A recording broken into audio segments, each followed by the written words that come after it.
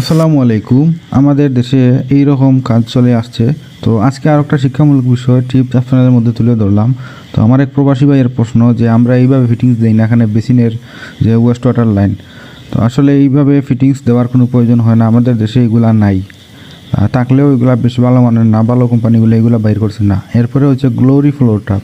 তো দেখতে পাচ্ছেন গ্লোরি ফ্লোর ট্যাপ। তো যাদের ছাদের উপরে দোতলায় তিনতলায় বাথরুম, ছাদগুলা ছিদ্র করা যাবে না, তাদের জন্য প্রয়োজন এই গ্লোরি ফ্লোর ট্যাপগুলা। তো ফ্লোরি ট্যাপগুলো আমাদের দেশে হয় না, দেশে নাই। তো আছে অবশ্যই, বাইরে দেশ থেকে ইম্পোর্ট করতে হয়।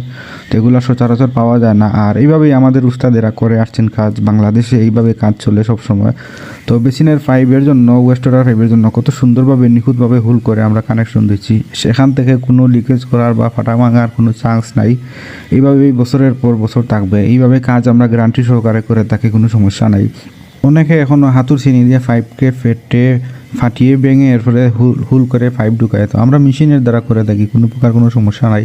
বিশেষ করে একতলা হলে, আপনার গ্রাউন্ড ফ্লোরে হলে কোনো প্রকার রিক্সের কোনো চান্স নাই। তবে দোতলা তিনতলা উপরের টপ ছাদে হলে আপনার খুবই যত্ন সহকারে, খুব হিসাব করে কাজ করতে হয় যাতে কোনোভাবে লিকেজ না করে। এইভাবে আমরা গ্রাউন্ড ফ্লোর থেকে উপর পর্যন্ত করে থাকি, কোনো প্রকার সমস্যা হয় না। তো ভিডিওটি শেয়ার করে অন্যকে দেখার বা শেখার সুযোগ করে দিবেন। আসসালামু আলাইকুম।